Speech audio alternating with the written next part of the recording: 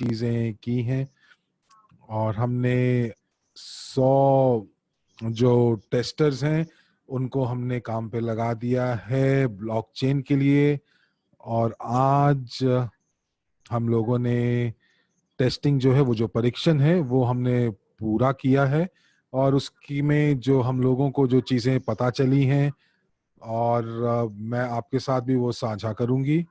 तो सबसे पहले मेरी स्लाइड आएगी, तो मैं आपको इन जो आज के सत्र में जो स्लाइड्स हैं उन सब का हम उसके ऊपर बात करेंगे। मैं आपको थोड़ा सा उनके बारे में बताऊंगी और उसके बाद हम प्रश्न उत्तर लेंगे। और जो हमारे जो सदस्य हैं जो कि हमारे साथ बहुत अभी जुड़े हैं, तो उनके लिए मैं आपको बताना चाहूंगी कि मेरा नाम मरिया अंतोनियका है और मैं मॉस्को में रहती हूँ।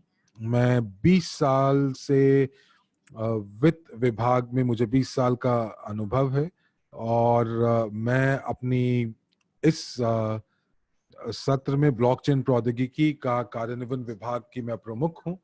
और अगली स्लाइड पर चलते हैं। और हमने पिछले साल क्रिप्टो यूनिट प्रोग्राम का शुभारंभ किया था और उसका प्रायोजन सिर्फ यही था कि हम वैश्विक पोर्टफोलियो बनाना चाहते थे और क्रिप्टो यूनिट्स के अंतर्गत हम लोग जो है पूंजीकरण इकट्ठा करना चाहते थे और वो हम करना चाहते थे कि ईआईपी के द्वारा। और जो भी ईआईपी आप खरीदेंगे तो आपको उसके एवज में सीआरयू टोकन्स दिए गए थे। और इस साल 2020 में ठीक एक साल के बाद हम लोगों ने अपने जो टोकन हैं उनको हमने पंजीकृत किया है एक ग्लोबल पोर्टफोलियो में, वैश्विक पोर्टफोलियो की एक इकाई में। और ये हमने किया है यूएस के एसईसी के अंतर्गत। और हम लोग अपना सीआरयू प्रोग्राम जो है हम उसके बारे में हम लोग उसको बढ़ावा दे रहे हैं। और आज हमारे पास दो टोकन्स हैं, दो तरह के। तो दोस्तों, क्या आप देख पा रहे हैं? तो हम लोगों को एक सीआरयू जो हम लोगों ने जो सीआरयू हमने जो अपना नामकरण किया था, और वही सीआरयू का नाम जो था वो कोरियन एक्सचेंज में भी पंजीकृत हुआ। और इसीलिए जब हमें कॉपी कर लिया गया, हमारे हमारे नाम को कॉपी कर लिया गया, तो हम लोगों ने इसीलिए हमने WCRU का नाम दिया। और ये इसलिए भी किया कि ताकि हम अलग हों। और अब हम कदम दर कदम अपने पार्टनर के साथ उन पार्टनर्स के लिए जो कि इसकी रिकॉर्डिंग 2 दिन या 3 दिन या 4 दिन के पास बाद देखेंगे।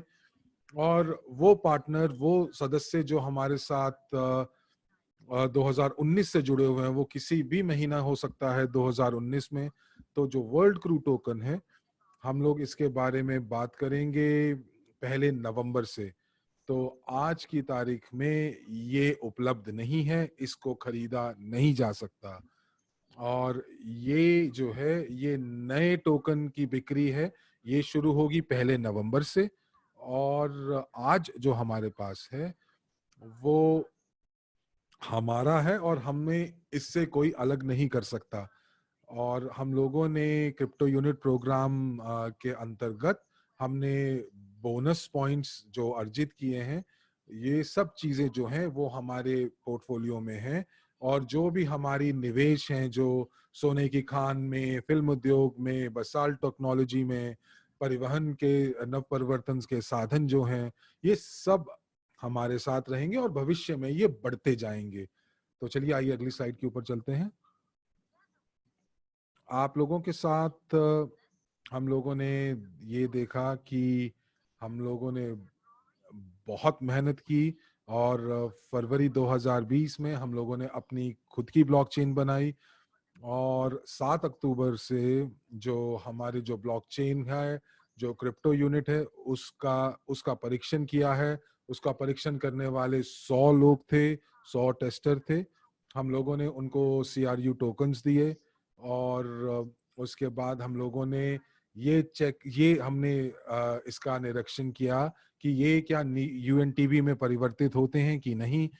और हम लोगों ने इसके साथ साथ हमने स्टेकिंग का भी परीक्षण किया, और इससे ये भी हुआ कि जो आप यूएसडीयू है वो सीआरयू टोकन, यूएसडीयू टोकन और यूएनटीबी टोकन्स में ये विनिमय आप कर पा रहे हैं, एक्सचेंज कर पा रहे हैं कि नहीं। और अगर मेरे पास अंत में समय बचा तो मैं आपको ये भी बताऊंगी कि क्रिप्टो ब्लॉकचेन हमारा जो वॉलेट है वो किस तरह से दिखता है। और हमने ये चीज देखी जो हम लोगों के सामने आई, जो जो कि पहले जो हम लोगों ने 100 लोगों से टेस्टिंग कराया, और उसमें ये हमें पता चला कि वहां पे 3 ऐसे समूह थे, या 3 तरह के समूह हैं जिसमें हम सदस्यों को बांट सकते हैं। पहला जो समूह है उनको बहुत ज्यादा अनुभव है ट्रेडिंग का, और वो अलग अलग एक्सचेंज पे वो ट्रेडिंग कर चुके हैं, जैसे बाइनेंस के अंदर। और इनमें से बहुत ही कुछ लोग जो हैं वो उन लोगों ने हमें बहुत अच्छा, बल्कि गुणवत्ता भरा उन्होंने हमें प्रतिपुष्टि दी, और उन्होंने हमें बताया कि अगर हम लोगों को अपना जो गुणवत्ता है उसको अगर ऊपर लेके आना है तो हमें क्या करना चाहिए। हमारे क्रिप्टो वैलेट का जो डिजाइन था वो उनको बहुत पसंद आया, और उनको लगा कि ये बहुत सरल है। लेकिन एक्सचेंज के लिए उन्होंने हम लोगों को कुछ सुझाव दिए हैं ताकि हम उसको कैसे उसको बढ़ा सकें, लोगों का अनुभव कैसे बेहतर कर सकें। अब दूसरी श्रेणी के जो सदस्य थे वो ऐसे थे जिन्होंने पहली बार किसी क्रिप्टो एक्सचेंज के ऊपर काम किया था, और उनके लिए बहुत मुश्किल था। कुछ लोगों ने उसी समय अपने जो जो टोकन्स थे वो खो दिए, और कुछ लोग जो थे वो अपने टोकन्स को जो थे विड्रॉ नहीं कर पाए। और उन्होंने हमें उनको बताया गया कि कैसे चीजें काम करती हैं। और हमारे जो आईटी प्रोग्रामर्स थे उनको ये नहीं पता था कि इस समूह के साथ कैसे काम करना है, और इसीलिए उनको थोड़ी दिक्कत आई। और उनको ये भी नहीं पता था कि उनके क्रिप्टो वॉलेट का एड्रेस क्या है, वो ईमेल्स के साथ उसको कैसे जोड़ सकते हैं, उसका संबंध कैसे साध सकते हैं। तो जब उन्होंने एड्रेस देखा तो उनको थोड़ी सी असमंजसता हुई, और इसीलिए उन्होंने ऐसी कुछ चीजें की। और जब हम लोगों को ये सब असुविधाएं दिखी और लोगों को ये अनुभव हुआ तो हमें पता चला कि हम लोगों को कुछ ऐसी चीजें, हम लोगों को एक्सचेंज का जो इंटरफेस है वो ऐसे कुछ करना पड़ेगा जिसमें इन इन लोगों को थोड़ी सी समझ आए, इन लोगों के लिए और सरलता मिले। हमें ये पता चला कि हमारे साथ सिर्फ अनुभवी ट्रेडर्स ही नहीं बल्कि ऐसे लोग भी होंगे जो पहली बार पब्लिक एक्सचेंज के ऊपर काम करेंगे। तो इसीलिए आप सब हमारे जितने भी टेस्टर थे उन्होंने सारे के सारे जो टोकन्स हैं वो वापस कर दिए वॉलेट के अंदर।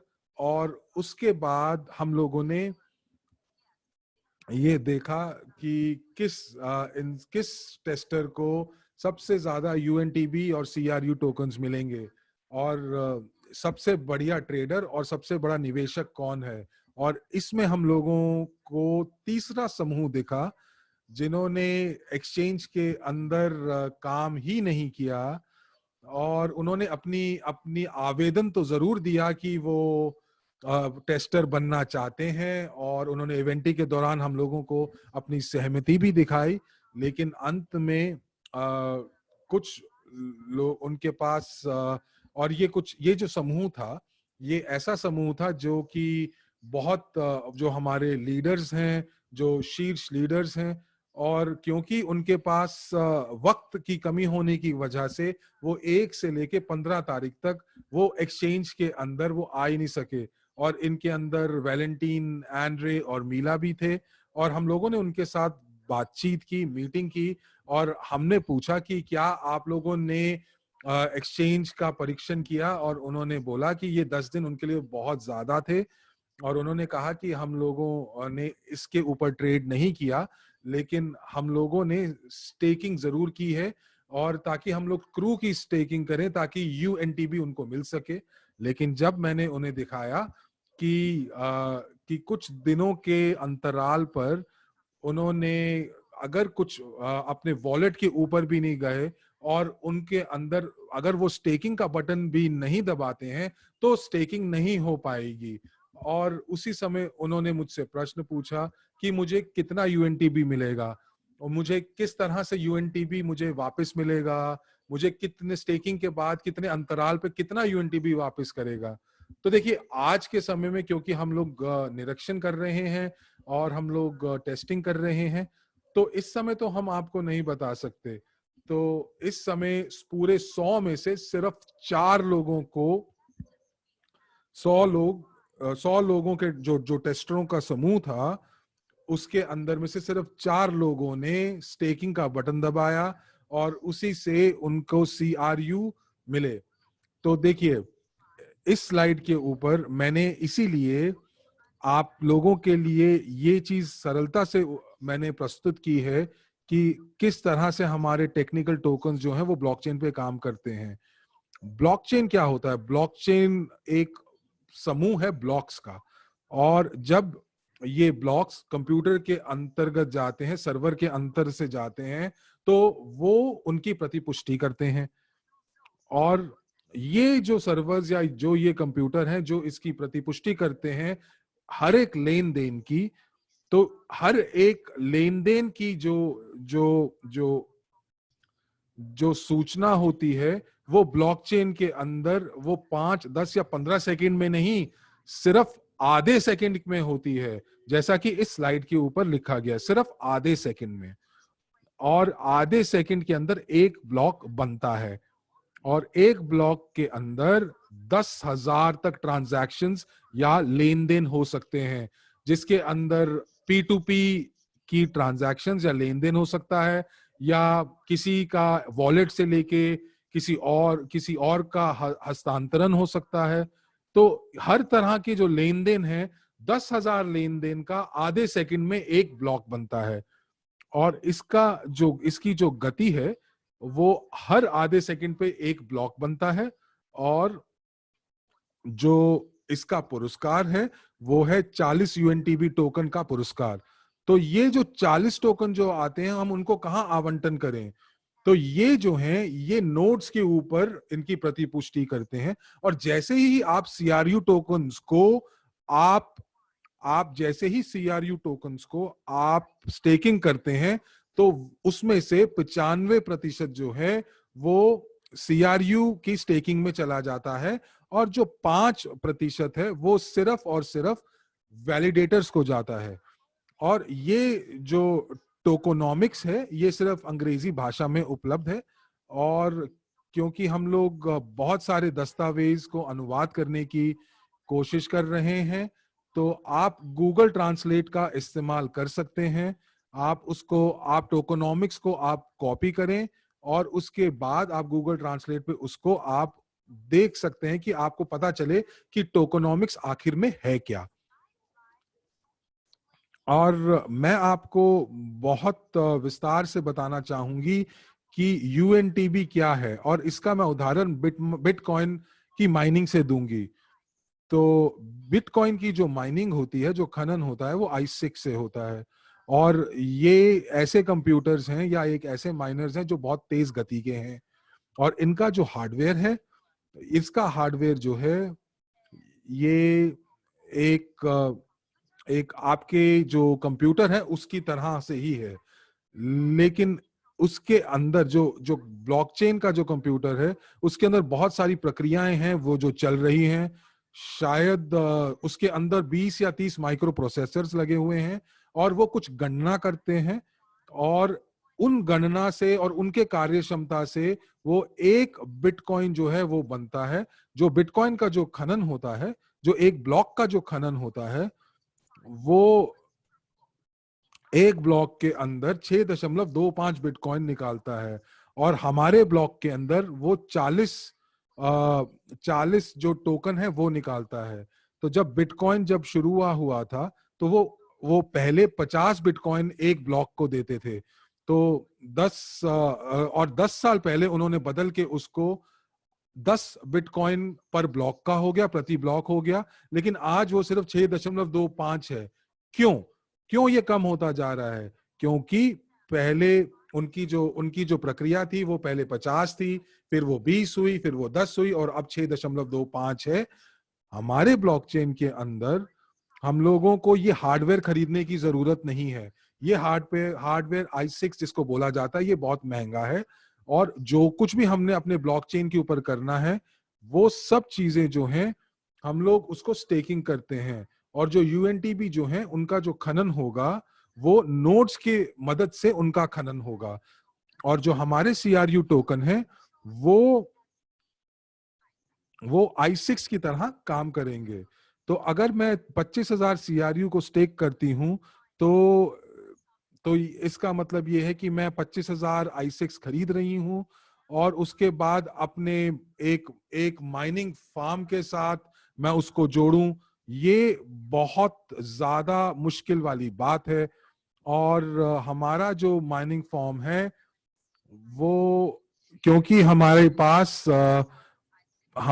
25,000 i6 का शेयर है, तो जो बिटकॉइन माइनर जो हैं उनको सिर्फ इस समय 6.25 बिटकॉइन मिलते हैं।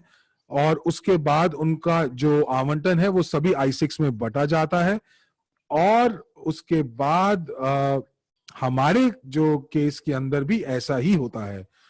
हम लोग जितने भी सीआरयू टेकन्स जो हैं जो स्टेक होते हैं, और हर 40 यूएनटीबी जो प्रति ब्लॉक जो निकलता है वो बांटा जाएगा, उसका आवंटन किया जाएगा सभी टोकनों के अंतर्गत। और हर एक टोकन के अंदर जो जो यूएनटीबी है वो आपको बांटा जाएगा।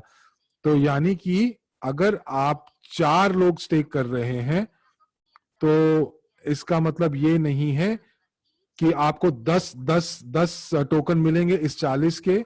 ये जो 40 यूएनटीबी हैं, ये इनका जो आवंटन है या जो उन वो हमारी स्टेकिंग, जितनी हमने स्टेकिंग की है उसके हिसाब से हम लोगों को आवंटन किया जाएगा। अगर हमारी स्टेकिंग ज्यादा है तो हमें उस 40 में से ज्यादा हम लोगों को शेयर मिलेगा, और अगर हमारी स्टेकिंग कम है तो हमें उस 40 में से कम हम लोगों को शेयर मिलेगा।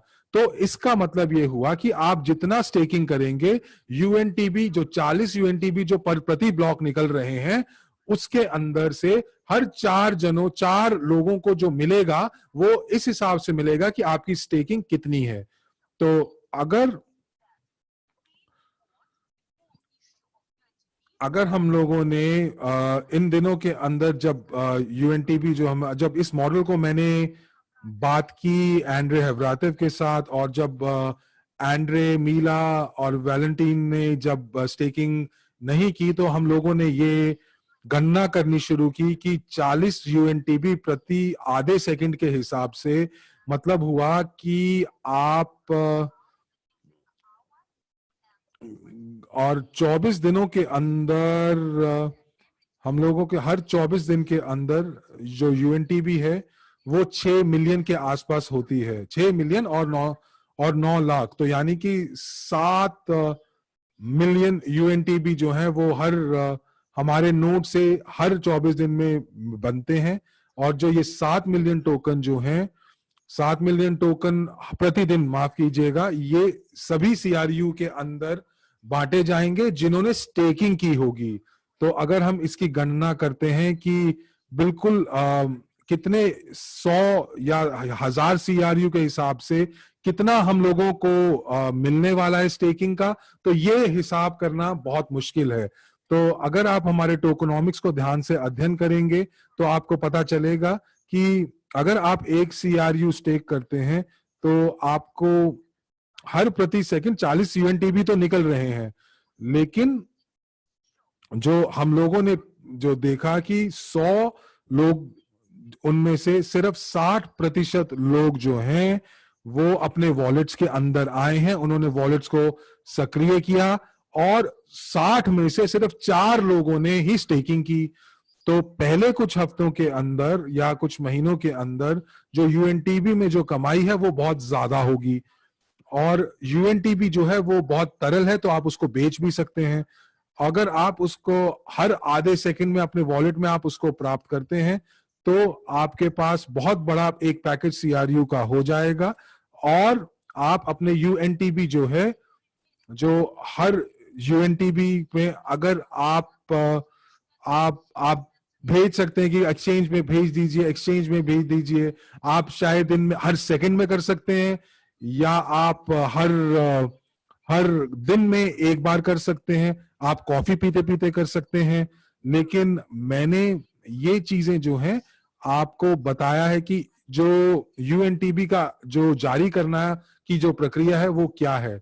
एक और चीज, बहुत सारे जो हमारे सदस्य हैं वो ब्लॉकचेन और एक्सचेंज के बीच में फर्क नहीं कर पा रहे हैं, तो वो इस चीज में असमंजस से पड़ जाते हैं, या फिर वो सोचते हैं कि वो एक ही है, पर ऐसा नहीं है। जब हम ब्लॉकचेन के अंदर जाते हैं तो ये, और जो टेस्टर थे हमारे, उन्होंने ही हम लोगों को ये सुझाव दिया कि जब उनको लॉगिन दिए गए थे और उनको जब उनके जो सीक्रेट फ्रेजेस दिए गए थे, तो उन्होंने कोशिश किया और उसके बाद उन्होंने एक्सचेंज पे घुसने की कोशिश की, जबकि उनको एक्सचेंज पे उस समय नहीं घुसना था। और जिन लोगों को जो कभी भी एक्सचेंज के अंदर कभी भी नहीं गए और उन्होंने कभी ब्लॉकचेन वॉलेट्स को कभी भी नहीं देखा है, तो उनको समझाने के लिए मुझे बहुत वक्त लगा कि ब्लॉकचेन और एक्सचेंज में क्या फर्क है। और इसीलिए मैंने बहुत उनको मैंने एक उदाहरण दिया।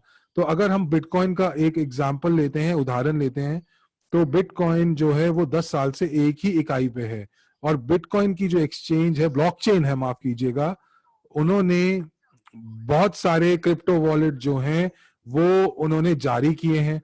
बहुत सारे डेवलपर्स जो हैं उनके पास एक प्रोग्राम हाथ लगा जिससे वो क्रिप्टो वॉलेट जो है वो बना सकते हैं, और उस क्रिप्टो वॉलेट को वो किसी मेमोरी स्टिक में, या वो अपने पीसी के अंदर, या अपने टेलीफोन मोबाइल में वो रख सकते हैं। लेकिन जो आपके जो बिटकॉइन है वो बिटकॉइन एक्सचेंज में रखे जाते हैं, और आपके जो मोबाइल में जो आता है वो वॉलेट आता है। तो अब आप बताएं कि कितनी सारी एक्सचेंज हैं जो बिटकॉइन के अंदर जो है जो ट्रेड करती हैं। आप बाइनेंस में जा सकते हैं, मैट्रिक्स, डिफाइनेंस, आप कितनी सारी एक्सचेंज में जा सकते हैं, और ये सब जो एक्सचेंज है यहाँ पर आप बिटकॉइन खरीद और बेच सकते हैं। लेकिन बिटकॉइन जो ब्लॉकचेन है वो एक ही है, और इसी तरह हमारी जो ब्लॉकचेन है वो एक ही है, और क्रिप्टो वॉलेट जो है वो एक ही है। लेकिन जैसे ही हम मशहूर हो जाएंगे, वैसे ही बहुत सारे जो डेवलपर हैं वो क्रिप्टो वॉलेट का वो उस प्रोग्राम के जरिए हमारे क्रिप्टो वॉलेट्स को बनाएंगे और उसके अंदर अपने टोकन्स को सहेज के रखेंगे। और जो क्रिप्टो वॉलेट है, जो है वो इस समय हमारे पास कोई भी ऐसा कोई समझौता नहीं है जिसके साथ हम किसी बाहरी वॉलेट के साथ हम इंटीग्रेट कर पाए। लेकिन सिर्फ समझाने के लिए आपको ये बताना चाहूंगी कि जो ब्लॉकचेन के अंदर आपके टोकन है, आपके पास एक क्रिप्टो वॉलेट होगा, और उसके बाद वो बहुत सारी एक्सचेंज के ऊपर वो लेन देन किया जा सकेगा। तो जब हम ये कहते हैं कि बैक ऑफिस से हम आपके जो टोकन है उनका हस्तांतरण करेंगे, तो सबसे पहले आप जो हैं आप टोकन्स जो हैं अपने जो टोकन्स है वो क्रिप्टो वॉलेट्स में हस्तांतरण करेंगे, और उसके बाद अब आप सोचेंगे कि अब मुझे एक्सचेंज में जाना चाहिए या नहीं। और इन लोगों को, जिन लोगों ने कभी भी एक्सचेंज के ऊपर काम नहीं किया है, आपको शायद कभी जरूरत भी ना पड़े। इस बढ़िया ये होगा कि आप वो लोग जिन्होंने कभी भी एक्सचेंज के ऊपर हस्तांतरण नहीं किया है, उन लोगों का इंतजाम करें जो कि आपके लिए सरलता से आपके जो टोकन है वो अलग अलग क्रिप्टो करेंसी से एक्सचेंज या अलग विनिमय कर सकते हैं। तो अब जैसे अगर आप अपने टोकन्स को रूबल्स या यूएस डॉलर में बदलना चाहते हैं तो आज आप ये नहीं कर पाएंगे। और अगर हम ये कहें कि जो हमारा जो ब्लॉकचेन है, आप ब्लॉकचेन के अंदर आपकी जो पहुंच है क्रिप्टो वॉलेट तक है, और उसके बाद आप जो है आपने ये उसके बाद एक्सचेंज पे लेके जाते हैं, तो ये एक अलग कहानी है। तो ये हो सकता है कि हम लोगों की जो एक्सचेंज है और जो हमारा जो क्रिप्टो वॉलेट है वो अलग अलग हो। तो रजिस्ट्रेशन के लिए सिक्योरिटी और एक्सचेंज कमीशन के साथ जो हम लोगों ने अपना जो श्वेत पत्र है या व्हाइट पेपर जो है, जिसके अंदर हम लोगों ने अपने क्रिप्टो यूनिट प्रोग्राम का खुलासा किया है, वो सब हम लोगों ने कर दिया है।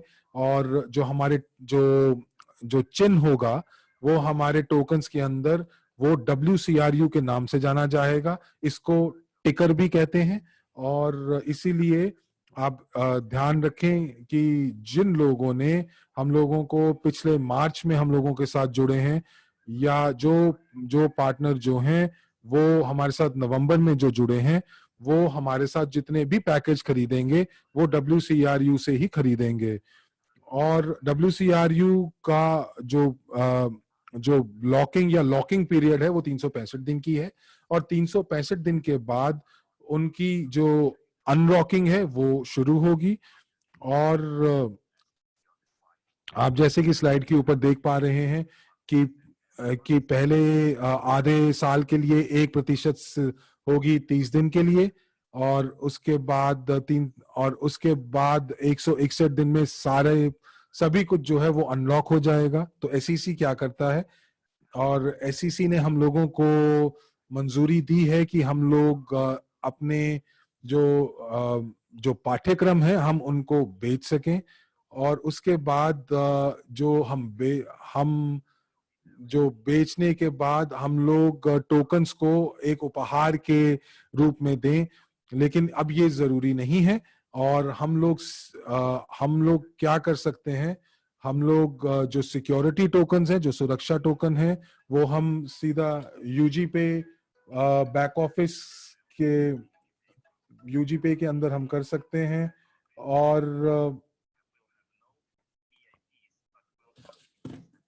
और हम लोग जो है उसके अंदर इन्वेस्टमेंट पैकेजेस भी जो दे सकते हैं। हमारे पास 1 मिलियन से ज्यादा टोकन्स हैं। और जो आपके जो भी और आप जो भी पैकेज हैं जो आप खरीद रहे हैं, उसमें आप देख सकते हैं कि आप कितने टोकन्स खरीदना चाहते हैं। और उसके लिए आपको EIP खरीदने की जरूरत नहीं है। EIP जो है वो एक हिस्सा रहेगा आपके एकेडमी ऑफ प्राइवेट इन्वेस्टर का, जो कि उन लोगों के लिए जो कि पाठ्यक्रम खरीदना चाहते हैं, लेकिन उनको उसके साथ कोई टोकन्स नहीं मिलेंगे उपहार के तौर पर जैसे हम पहले करते थे। कुछ जो प्रशिक्षण प्रोग्राम हैं वो कुछ प्रशिक्षण प्रोग्राम को डेटा माइनिंग के साथ में लाया जा सकता है। उद्यमी पाठ्यक्रम को यूगेन लाइसेंस के साथ जोड़ा जा सकता है, लेकिन ये आपका थर्ड पार्टी सेल की तरह होगा, जिसको हमारी इवरिच कंपनी के माध्यम से किया जाएगा। हालांकि जो सिक्योरिटी टोकन है वो यूजीपे ग्रुप के माध्यम से ही होगा। आइए अगली स्लाइड पर चलते हैं। तो इस तरह से है ये हमारी वेबसाइट यूजीपे ग्रुप, इसे आप देख सकते हैं। आप देख सकते हैं यहाँ पे कि इस वेबसाइट में श्वेत पत्र है 6 भाषाओं में, व्हाइट पेपर।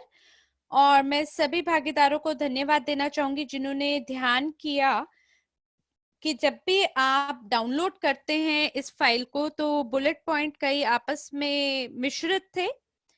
तो 1.3 से 1.8 बुलेट पॉइंट आपस में मिले हुए थे, तो हमने उसको ठीक किया। जी हाँ, वो जो सामग्री है उसके अंदर कई लोग हमसे पूछ रहे थे कि वो पहले तो दिख रहे थे अब नहीं दिख रहे। दरअसल उसको वापस से ठीक किया गया और हम धन्यवाद देना चाहेंगे उन भागीदारों को जिन्होंने उस गलती को पहचाना और व्हाइट पेपर को 6 भाषाओं में, Vietnamese, Hindi, Russian, Italian, Spanish के अंदर उसको जोड़ा गया है। और इसमें अगर आप केवल रूसी और अंग्रेजी को देखेंगे और नीचे अगर आपको वियतनामीज हिंदी ना मिले तो ऐसी स्थिति में आपको केवल स्क्रॉल डाउन करना है थोड़ा सा और आपको व्हाइट पेपर आपकी अपनी भाषा में दिखने को मिलेगा, क्योंकि कई ऐसे लोग हैं जो नहीं देख पाते हैं कि वहां पे एक पीले रंग का स्क्रॉल डाउन बटन है जिसको आप ऊपर नीचे कर सकते हैं और वहां पे एक लिंक भी है आपका एसईसी पंजीकरण का जो कि वहां दिया गया है और जिसके ऊपर हमने ध्यान दिया पिछले सप्ताह कि सभी जो भागीदार हैं वो एसईसी को लिखना चाह रहे हैं या उनको कॉल करना चाह रहे हैं सिक्योरिटी एक्सचेंज कमीशन को, तो ऐसा दिखाई देता है जैसे वो लिंक जो है, जो पंजीकरण का जो लिंक है उससे उनको लगता है कि वो, उनको लग रहा है कि वो प्रमाणित नहीं है। दरअसल ऐसा नहीं है। अगर आप वहां पे क्लिक करेंगे तो आपको वेबसाइट पे आपको वो लिंक सीधा पहुंचाएगा सिक्योरिटी एक्सचेंज कमीशन का, तो ये एकदम प्रमाणित है और कोई झूठ नहीं है। आप वहां पे क्लिक भी कर सकते हैं, क्लिक होता है वहां पे, तो जो क्लिकेबल नंबर है आप उस पर क्लिक कर सकते हैं और उसके नीचे आपको अपना दस्तावेज भी देखने को मिलेगा और एक अगला दस्तावेज भी मिलेगा जिसे आप जांच कर सकते हैं। तो सभी दस्तावेजों को आप आधिकारिक वेबसाइट पे देख सकते हैं सिक्योरिटी एक्सचेंज कमीशन का, जिसको अपलोड किया गया है यूजीपी ग्रुप के माध्यम से। तो आपको जरूरी नहीं है कि आप वहां पे फोन करें और पुष्टिकरण करें, क्योंकि आप ऐसा करते हैं तो उसकी वजह से सभी वकील हमें फोन करते हैं कि हमने कभी इस तरह के टोकन पहले नहीं देखे और आपने अभी तक इसका उद्घाटन नहीं किया है। पर हमारे पास अभी से ही 16,000 अनुरोध हमारे तक पहुंच गए हैं, रिक्वेस्ट आ गए हैं और हम हमेशा ओपन मीटिंग और क्लोज मीटिंग पे आपको बोलते हैं कि आप भरोसा करें अपनी कंपनी में। हमने आपको लिंक इसलिए दिया है ताकि आप अपनी तसल्ली के लिए देख सकें, लेकिन हम आपको इसलिए नहीं दे रहे कि आप वहां जाके पुष्टिकरण करें। तो हमारे पास क्या विकल्प बचता है कि हम इसको हटा दें, आपको सारी बातें ना बताएं, क्योंकि बड़ी सारी बेकार में लोग, बहुत सारे लोग हैं जो अपने पुष्टिकरण के लिए वहां पे फोन करते हैं, जो कि अच्छा नहीं लगता। तो अभी हमारा ये ब्लॉकचेन टोकन है, ये एक अभी टेम्पररी मेजर है हमारे सभी भागीदारों के लिए। हम लोग बिक्री करेंगे WCRU टोकन के और जो नए भागीदार हैं वो अपना वो खरीद कर पाएंगे WCRU को नवंबर में और लॉक्ड अमाउंट को लेके वो स्टेक कर पाएंगे ताकि उन्हें UNTB प्राप्त हो सके, ताकि उसको वो बराबर कर सके या इक्वलाइज कर सकें अपने सभी मौकों को। तो जैसे ही एक्सचेंज खुलता है आपको ऐसे नहीं करना चाहिए कि हमें एकदम एक्सचेंज के खुलते ही हमें स्टेक कर देना चाहिए ताकि हमें हमारे शेयर प्राप्त हो जाए UNTB के। आपको ये नहीं करना चाहिए, बल्कि आपको मूल्यांकन करना चाहिए कि आपकी वर्तमान स्थिति कैसी है, कि क्या आपको नए टोकन खरीदने चाहिए, उसको स्टेक करना चाहिए UNTB प्राप्त करने के लिए। हो सकता है कि आपके पास कई अनलॉक्ड CRU हो ताकि आप अपने लिए UNTB ले सकें और उसे बेच सकें। तो ये बहुत डरावना नहीं है कि आपको एक नया टोकन प्राप्त करना है, ये बिल्कुल ऐसा है जिसके माध्यम से आपके निवेश के अवसर बढ़ जाएंगे। तो जो निवेशक नवंबर में हमारे पास आएंगे उनको ऐसा नहीं लगना चाहिए कि उनको एक बिल्कुल अन्यायपूर्ण स्थिति में डाला है कि मैं तो दुर्भाग्य, मेरा तो भाग्य ही खराब है क्योंकि मेरे से पहले वाले जो लोग हैं उन्होंने स्टेक कर दिया अपना WCRU को, तो मैं क्या करूं ताकि मैं भी स्टेकिंग में भागीदारी दिखा सकूं क्योंकि मेरा मन है। तो जो नया निवेशक है उसको ऐसा अजीब नहीं लगना चाहिए, उसको ऐसा नहीं लगना चाहिए कि उसके साथ कुछ हम लोग अनीतिपूर्ण चीज कर रहे हैं। तो हमने ये निर्णय लिया कि WCRU को भी आप स्टिक कर सकते हैं ताकि आपको आय प्राप्त हो सके UNTB में। अगर आपने अभी अभी कंपनी में 1 महीना 2 महीना या 3 महीना पहले अगर आप हमारे साथ शामिल हुए हैं और स्वाभाविक रूप से आपका कोई भी टोकन पॉइंट इतनी जल्दी तो नहीं रिलीज होगा, तो आपको अपने सभी सीआरयू को एक्सचेंज करना होगा डब्ल्यूसीआरयू के लिए और यूएनटीपी प्राप्त करना होगा। लेकिन वो भागीदार जिनके कुछ जो सीआरयू हैं जो अनलॉक हुए हैं, वो अपना खुद का निर्णय ले सकते हैं कि क्या हम इसे स्टेक करें या इसे हम बेच दें। तो ये इस तरह से जैसे बूफे होता है, आप उसमें चयन कर सकते हैं कि हमें क्या करना है और क्या नहीं करना है, अपनी संपत्ति को किस तरह से इस्तेमाल करना है। तो आप इसको इसी तरह से माने। आइए अगली स्लाइड पर चलते हैं। और यहाँ पे मैंने आपको एक उदाहरण दिया है जिसे कहते हैं बजटिंग। जब आपके पास आपका एक पोर्टफोलियो होता है सीआरयू टोकन का, जिसमें से कुछ आपके फ्रोजन है और कुछ अनफ्रोजन है, और आप वहां पे विकल्प उठा सकते हैं, विकल्प ले सकते हैं कि क्या हमें इसे बेचना है या नहीं, या स्टेक करना है या नहीं। तो अगर आपके सीआरयू अनलॉक है तो आप यूएनटीबी के लिए इसे स्टेक कर सकते हैं। आप सीआरयू को अपने वॉलेट में रखें ताकि आप उसको किसी भी समय पे बेच सकें।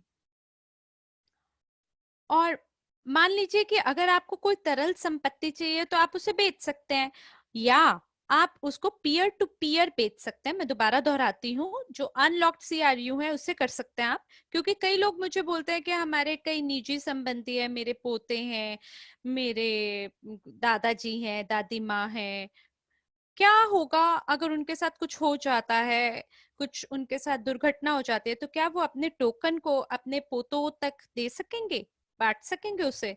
तो हम आपको दिखाते हैं कि आप कैसे ट्रांसफर कर सकते हैं सीआरयू को अपने वॉलेट में, और फिर वहां से वो कुछ भी कर सकते हैं कि या तो पी टू पी ट्रांसफर कर लें या एक्स्ट्रा एक्स्ट्रा एक्सचेंज, जिसका मतलब ये है कि अगर आप नहीं जानते हैं एक्सचेंज को ठीक तरीके से, तो आप एक्सचेंज को आधिकारिक एक्सचेंज की बजाय भी एक्सचेंज कर सकते हैं उस व्यक्ति के साथ जिस पे आपको भरोसा हो।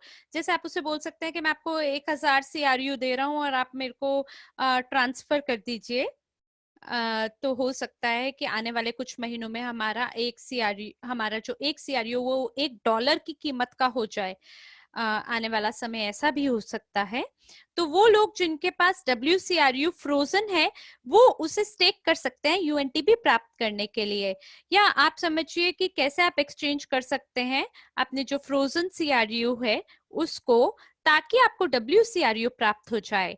देखिए, अभी हमारे पास सीआरयू है जिसको हमने प्राप्त किया मार्केटिंग प्लान के तहत, या हमने जनवरी में प्राप्त किया, जब आपको याद है हमारे पास 10% बोनस सीआरयू था।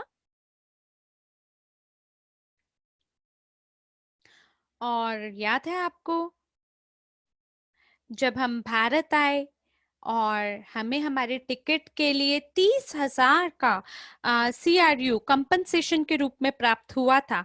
और वो जो सीआरयू है उसका 540 डेज का रिलीज अवधि है। तो अभी कुछ समय पहले ही वो रिलीज हुए। तो वो जो जो बोनस टोकन है उसको हमने अलॉग्रिथम 2.0 के तहत हमने उसे एक्सचेंज किया WCRU के तहत, और वो भी रिलीज होंगे 365 डेज के बाद, और फिर आप उसको यूएनटीपी के लिए स्टेक कर सकते हैं।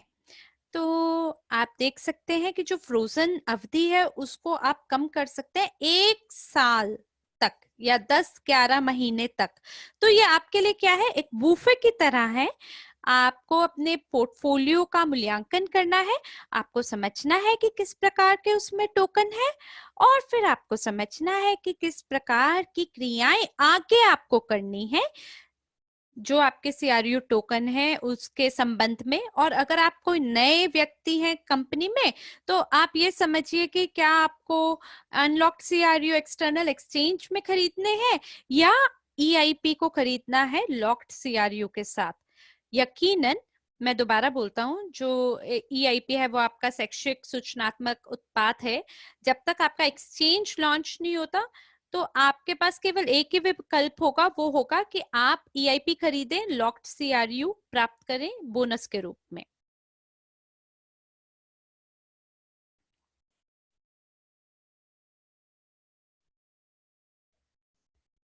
तो ठीक है जी, आप यहाँ से ईआईपी खरीद सकते हैं सीआरयू फ्रोजन टोकन के साथ, और नवंबर में आप उसे एक्सचेंज कर सकते हैं WCRU के लिए, या आप स्टेक कर सकते हैं अपने सभी WCRU को यूटिलिटी टोकन प्राप्त करने के लिए, जिसे UNTB कहा जाता है। वरना कई बारी एक छोटा सा ग्लिच हुआ है रूसी कमरे में, तकनीकी समस्या। तो ये सभी वो अवसर हैं जो हमें नवंबर में प्राप्त होंगे, जब हम लागू करेंगे सभी कार्यों को, जो कि हमारे 5वें चरण का विकास होगा क्रिप्टो वॉलेट का। फिलहाल जांचकर्ताओं ने जांच कर ली है, उन्होंने एक्सचेंज कर लिया है CRU को WCRU के लिए, लेकिन फिर भी कुछ ऐसी चीजें हैं जिसको हमें पॉलिश करना अभी बाकी है। मुझे लगता है कि लगभग इसमें कुछ दिन लग जाएंगे और सोमवार तक ये हो जाएगा, और वेबिनार के अंत में मैं आपको ये भी दिखा पाऊंगी कि वॉलेट कैसा दिखेगा और उसको कैसे आप कन्वर्ट कर सकते हैं। तो आइए अब हम अगली स्लाइड पर चलते हैं।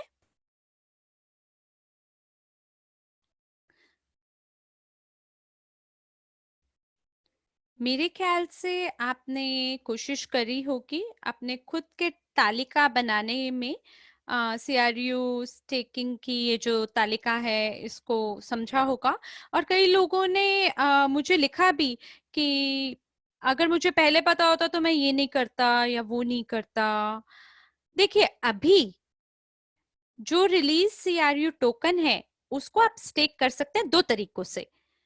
एक, आप स्टेकिंग कर सकते हैं CRU के लिए, और दूसरा आप स्टेक कर सकते हैं UNTP के लिए। और जो स्थितियां हैं उनमें थोड़ा परिवर्तन हुआ है। हमारे पास फिलहाल 1 महीने का टैरिफ नहीं है, और हमने हटा दिया है वो मौका कि जो आपका अर्ली टर्मिनेशन आप कर सकते थे CRU को, वो अब आप नहीं कर सकते। हमने ऐसा क्यों किया? क्योंकि ब्लॉकचेन पर हम लोग बचाएंगे केवल 3 बिलियन CRU टोकन स्टेकिंग के लिए। और अगर लोग अपने स्टेकिंग को करना शुरू कर देते हैं और फिर उससे टर्मिनेट करना शुरू कर देते हैं, तो ये जो संतुलन है CRU 3 लाख CRU टोकन का, तो ये या तो रहेगा या बिल्कुल ही हट जाएगा, इसका संतुलन बिगड़ जाएगा। और ये स्मार्ट कॉन्ट्रैक्ट के तहत नहीं हो पाएगा ऐसी स्थिति में, और हम नहीं चाहते कि ऐसी स्थिति हो।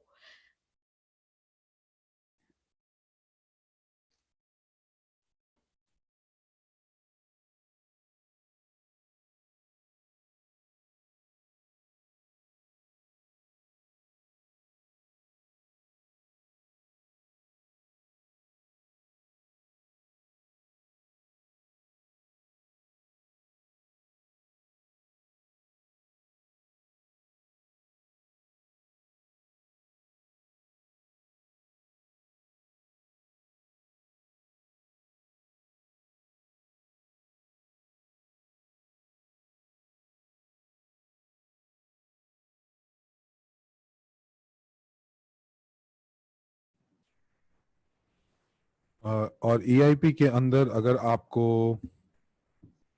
CRUs अगर आपको चाहिए EIP के, जैसे कि आप $10,000 पैकेज आप लेते हैं, तो आप उसका अगर आप भुगतान जो है उसका EMI में करते हैं, तो आपको, अगर हम लोग इसकी गणना करें तो EIP इंस्टॉलमेंट प्लान के ऊपर,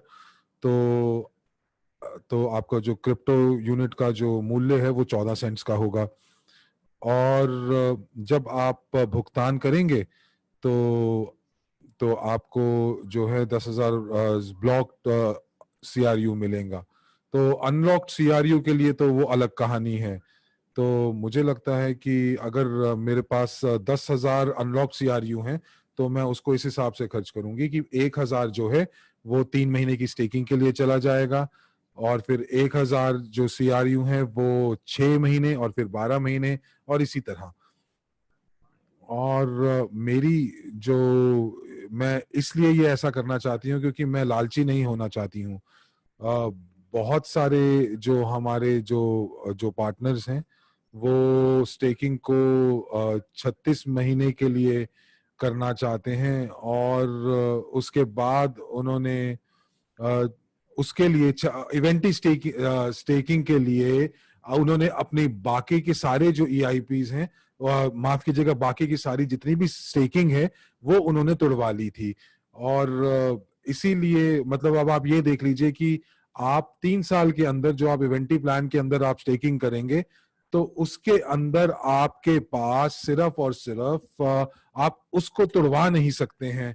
आपको हर महीने बस कुछ आपको भुगतान आता रहेगा, इंटरेस्ट आता रहेगा। और इसीलिए हमने ये सीखा कि किस तरह से आप एक डाइवर्सिफाइड पोर्टफोलियो जो है आप उसको बना सकते हैं।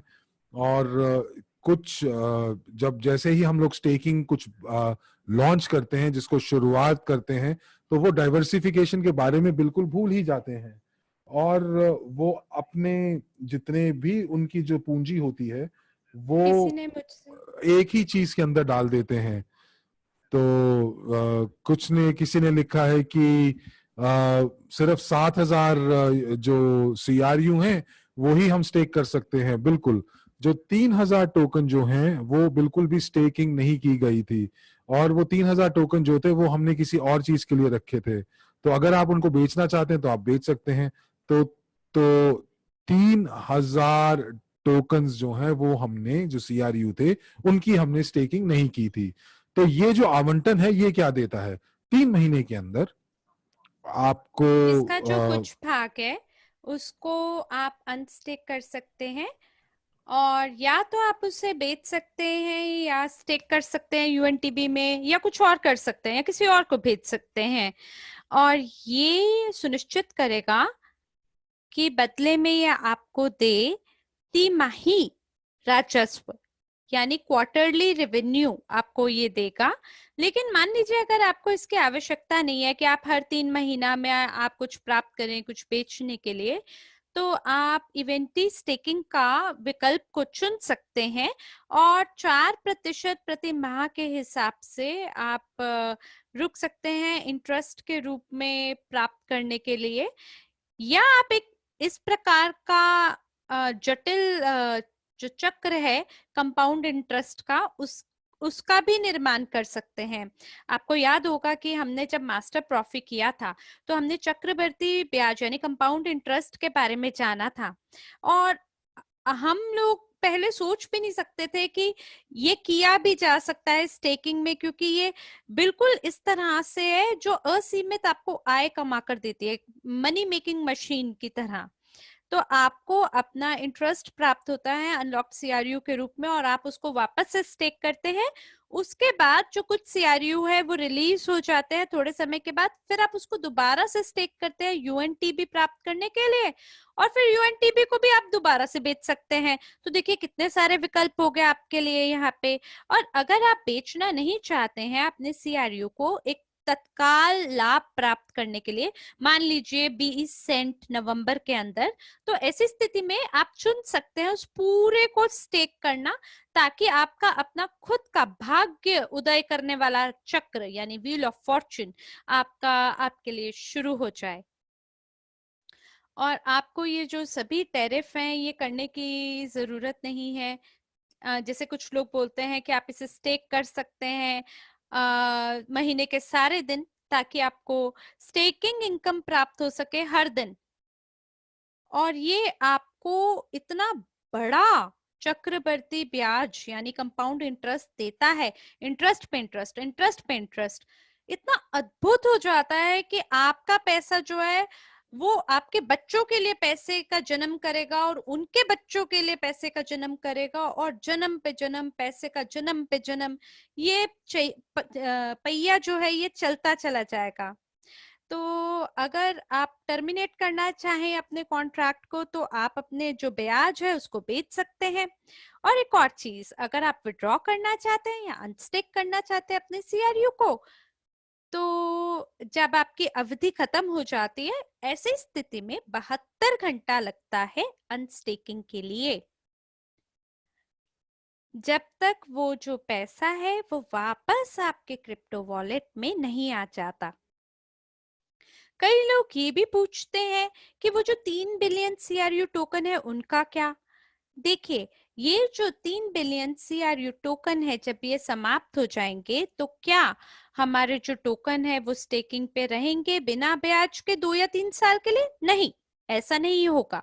देखिए, जब आप स्टेक करते हैं अपने CRU को तो एक स्मार्ट कॉन्ट्रैक्ट का निर्माण होता है और जो अनिवार्य CRU होंगे वो आपके नाम के लिए बचाए जाएंगे, रिजर्व किए जाएंगे 2 या 3 साल के लिए।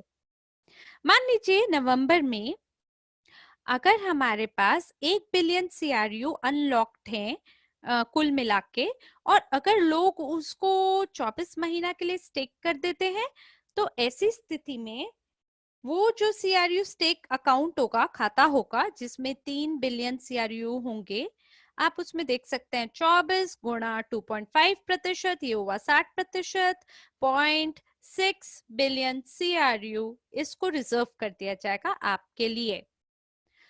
और अगर वो सभी अनलॉक्ड CRU होगा उसे स्टेक किया जाएगा इवेंटी स्टेकिंग के लिए, जो कि 36 महीना है, तब हम रिजर्व दिखाएंगे 30 को गुणा करें 8% से, जो कि 240% है, जो कि 2.4 बिलियन CRU बन जाएंगे।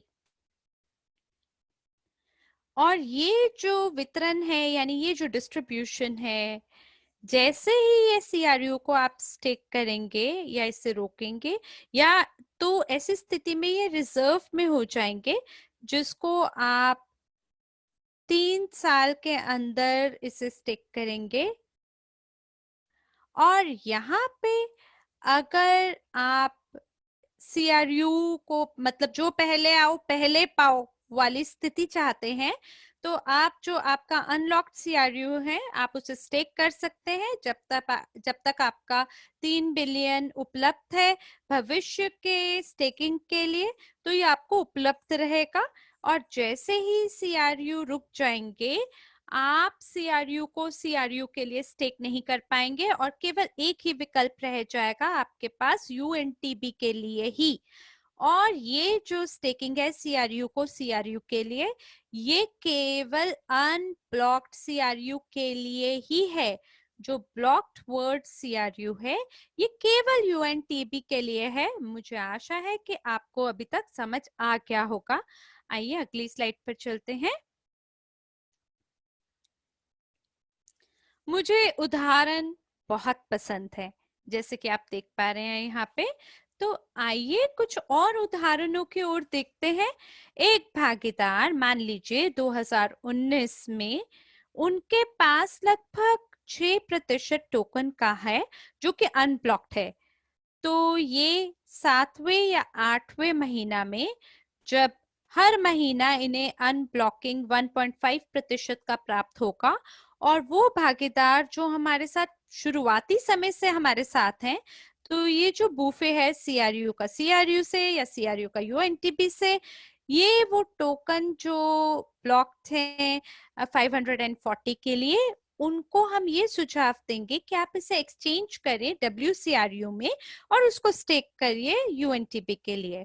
और जो अनब्लॉकिंग है उसके लिए आप खुद से निर्णय ले सकते हैं अपनी सूझबूझ के अनुसार कि इसमें से जो आधे CRU है उसको आप वर्ल्ड CRU में एक्सचेंज कर सकते हैं।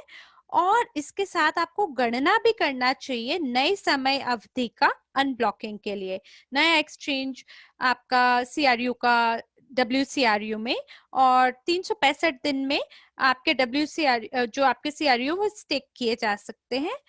और जो ये अक्टूबर है, ये इसको क्यों चुना गया, क्योंकि जो ये भागीदार है इनके लिए जो पहला अनब्लॉकिंग है, आप इसकी आशंका कर सकते हैं। और वो लोग पहले सोच रहे थे कि इस अनब्लॉकिंग के बारे में कि अब क्या करें हम, क्या हम इसे एक्सचेंज करें WCRU में, या एक और साल का इंतजार करें कि वो फिर अनब्लॉक होंगे। लेकिन या तो वो उससे माइंड कर सकते हैं UNTB के लिए, या इंतजार कर सकते हैं दूसरे या तीसरे महीने के लिए, या पूरे 12 महीने के लिए इंतजार करें जब तक कि कुछ हिस्सा उसमें से अनब्लॉक ना हो जाए और फिर उसको वो एक्सचेंज करें। देखिए, क्या करना है, किसको किस विकल्प को चुनना है, ये आपके ऊपर निर्भर करता है कि आपकी स्थिति कैसी है। क्योंकि देखिए लोगों की स्थितियां बदल सकती हैं। तो हो सकता है कि किसी के लिए 1% जो अनब्लॉकिंग है वो ऐसा हो कि जैसे एक सपोर्ट होता है, एक समर्थन होता है जो कि आपको बचाएगा गरीबी से या भूखमारी से। और कई लोग मुझे मैसेज भी करते हैं कि देखिए मेरा जो भागीदार है उसका घर में आग लग गई, और आग लगने की वजह से हमें बहुत तंगी हो रही है आर्थिक रूप से। तो अगर आपको ये दिखाई दे कि जो आपका अनब्लॉकिंग है वो जल्दी आने वाला है, मान लीजिए उसका पहला परसेंटेज अभी आने वाला है, तो कोई भी आपको मजबूर नहीं करता कि आप जल्दी करें। आप उसकी जगह उसे टोकन को बेच सकते हैं, और जो पैसा है आप उसका तत्काल इस्तेमाल कर सकते हैं और उसका आनंद उठा सकते हैं। सुनिश्चित करें कि आपने शिक्षा के अंदर 1 साल पहले उसमें निवेश किया हो, और आपके पास आपका खुद का अद्वितीय पैसे कमाने का पहिया हो, चक्का हो, जो कि आपके सभी आय को गुणा करते। और वो भागीदार जो हमारे साथ कभी भी 2020 में हमारे साथ शामिल हुए हैं, यकीनन उनके लिए इतनी जल्दी तो अनब्लॉकिंग नहीं होगा। तो उनके लिए बेहतर क्या है कि वो एक्सचेंज करें अपने पोर्टफोलियो को वर्ल्ड सीआरयू में, और स्टेक करें उसे यूएनटीबी के माइनिंग के लिए। या अगर कोई नया भागीदार हमारे साथ आया है और वो सोच रहा है कि हम क्या करें, क्या हम ईआईपी को खरीदें जिसमें सीआरयू बोनस के रूप में प्राप्त होगा, या पब्लिक एक्सचेंज का इंतजार करें और वहां से हम अनब्लॉक सीआरयू प्राप्त करें। और जैसे कि हम आपको हमेशा सिखाते हैं कि आपको विविधीकरण करना चाहिए अपने पोर्टफोलियो को, और जो ब्लॉक सीआरयू को आप एक्सचेंज कर सकते हैं डब्ल्यूसीआरयू में। हालांकि जो आपका ईआईपी है उसके अंदर कीमत कम होती है, और जो अनब्लॉक्ड सीआरयू उसको आप खरीद सकते हैं पब्लिक एक्सचेंज पे, लेकिन वहां पे राशि या शुल्क बढ़ने की आशंका है।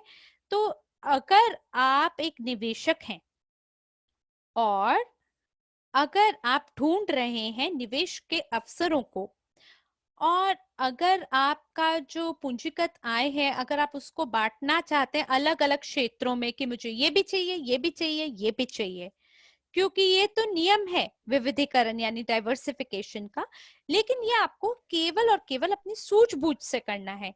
अगली स्लाइड पे हर कोई हमसे पूछ रहा है कब कब कब कब हम इसको अनुमान।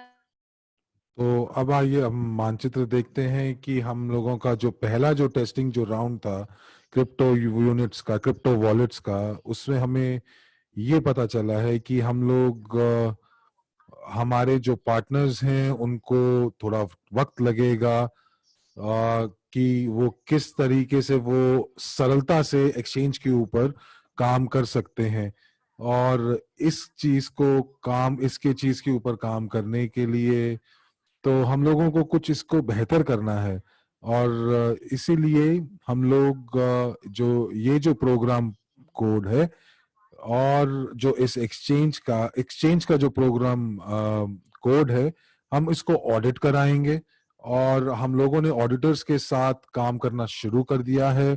हमने सीटल ऐप कंपनी करके नाम है, और अगले वेबिनार में मैं आपको पूर्ण रूप से बताऊंगा कि कौन हमारी ऑडिट कर रही है, कौन सी कंपनी ऑडिट कर रही है।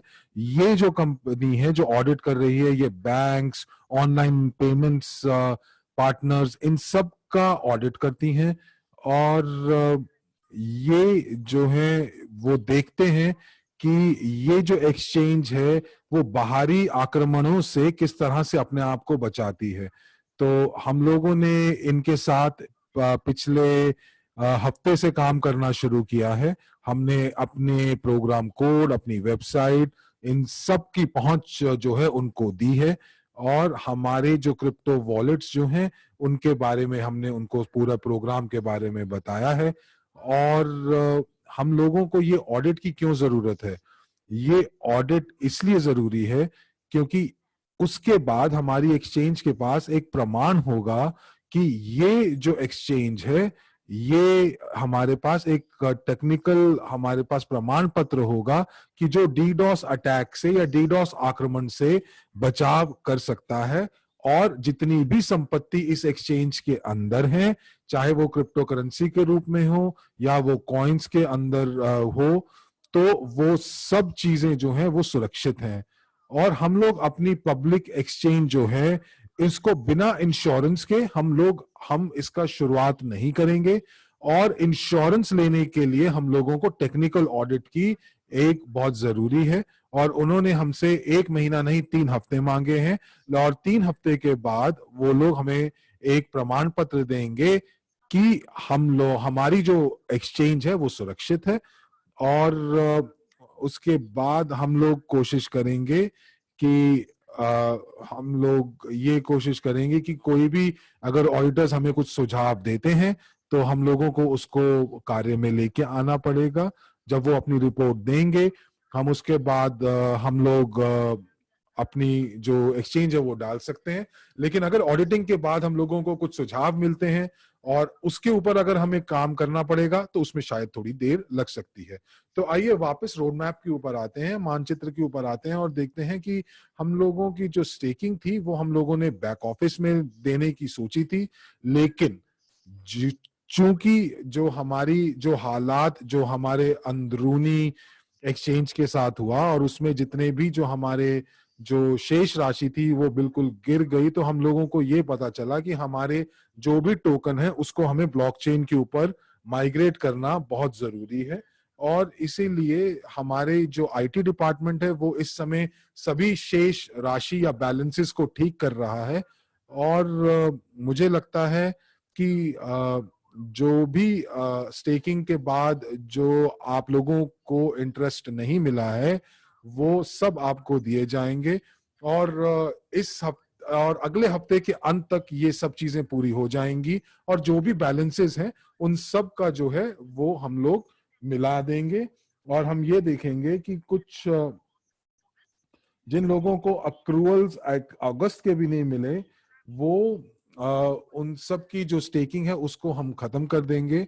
हमारे पास एक प्लान था कि हम लेट अक्टूबर के अंदर या अक्टूबर के अंत तक हम लोग उसको हम खत्म कर देंगे। और जितना भी ब्याज बनता है स्टेकिंग के ऊपर वो सब आपको बैक ऑफिस के ऊपर एक लिंक दिया जाएगा ताकि आप क्रिप्टो वॉलेट तक जा सकें। तो अब आप क्या करेंगे, अब आप अपने जो CRUs हैं जो ब्लॉक्ड और अनब्लॉक्ड हैं उनका हस्तांतरण करेंगे।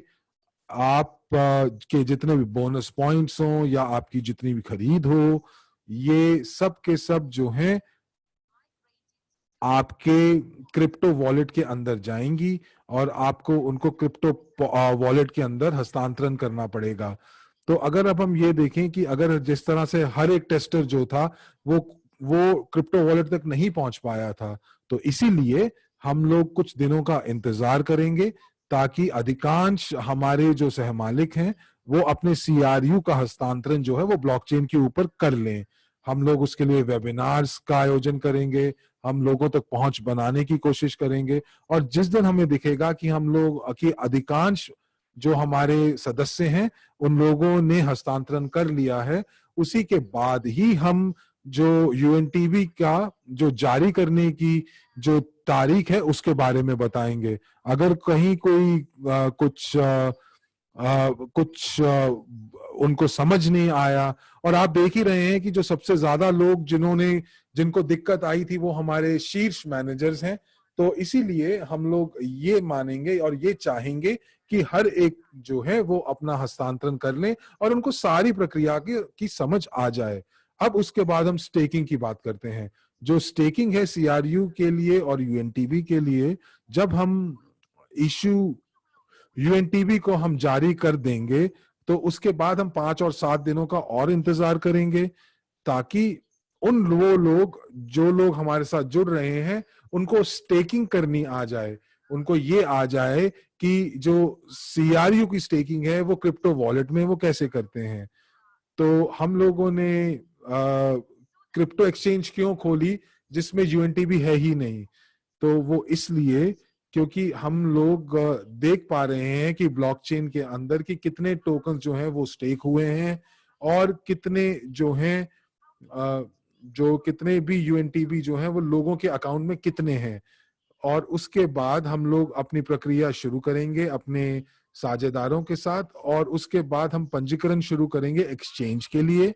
और सत्यापन की जो प्रक्रिया है वो हम लोगों ने मैनुअल करते हैं। तो हो सकता है कि हम लोग जो ये सत्यापन की जो जो प्रक्रिया है वो हम लोग अपने सपोर्ट डेस्क की मदद से सिर्फ की मदद लें, और हमारा जो सपोर्ट डेस्क है उसकी क्षमता सिर्फ 1,000 लोग प्रतिदिन का सत्यापन की है।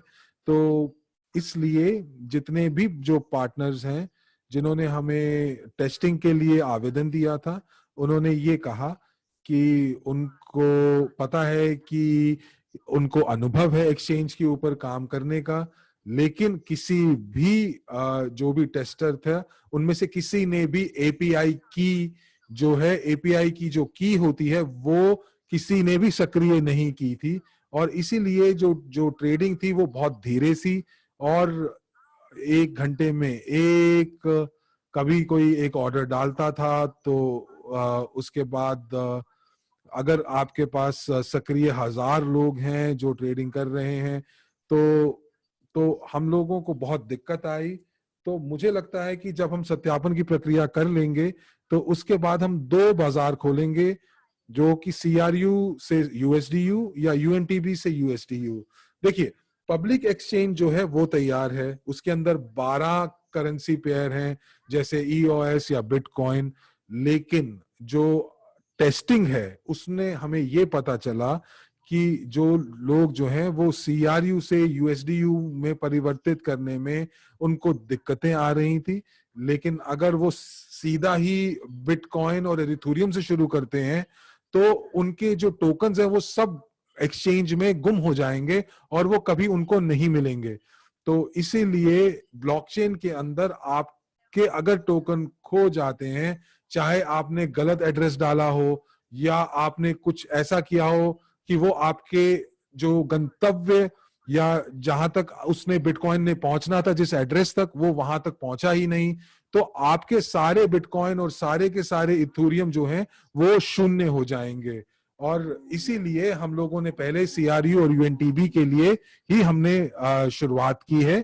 और उसके बाद हम लोगों ने तरलता की गारंटी के लिए, यूएसडीयू की तरलता की गारंटी के लिए, हमने बाइनेंस एक्सचेंज के अंदर में यूएसडीसी या यूएसडीटी के वॉलेट की शुरुआत करेंगे, और जिसमें आप जो आपकी जो यूएसडीयू है वो सुरक्षित है आपके पास। और ये आप ये मान सकते हैं कि एक तीसरी मार्केट जो है हमने यूएसडीटी या यूएसडीसी से शुरू की है। लेकिन लेकिन ये एक तरह का आपका विनिमय का एक एक पॉइंट होगा, एक्सचेंज पॉइंट होगा। और इसी हिसाब से हम लोग हर महीने हम बहुत सरलता से एक एक कदम उठाएंगे, और हर महीने हम अपने एक्सचेंज के अंदर करेंसी पेयर जोड़ते जाएंगे, बिटकॉइन जोड़ देंगे, ईटीएच जोड़ेंगे। और मुझे आज भी याद है जब बाइनेंस लॉन्च हुई थी तो सबसे पहले उनके पास बीएनबी कॉइन था, और उसके उनके पास सिर्फ 2 ही करेंसी पेयर थे। और हर महीने उसके बाद उन्होंने अलग अलग करेंसी के जो पेयर्स हैं वो उन्होंने जोड़ने शुरू किए, और आज बाइनेंस जो है वो सबसे बड़ी, विश्व की सबसे बड़ी एक्सचेंज है। और अगली स्लाइड के ऊपर चलते हैं तो ये प्रश्नोत्तर का समय है। और मैं प्रश्नोत्तर शुरू करने से पहले मैं आपसे आपके साथ अपनी स्क्रीन को शेयर करना चाहूंगी, और मैं 5 मिनट लूंगी ताकि आपको मैं दिखा सकूं कि हमारा जो क्रिप्टो वॉलेट है वो किस प्रकार दिखता है।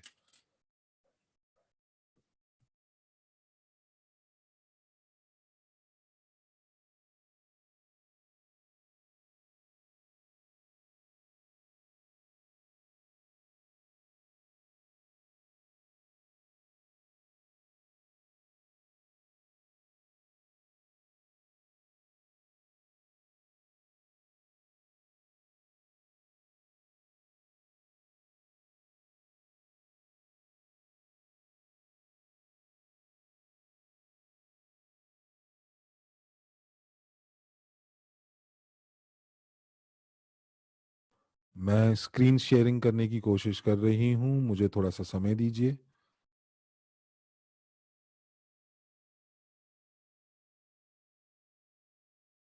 ये मेरा डेस्कटॉप है और मैं अब यहाँ पे देखूंगी कि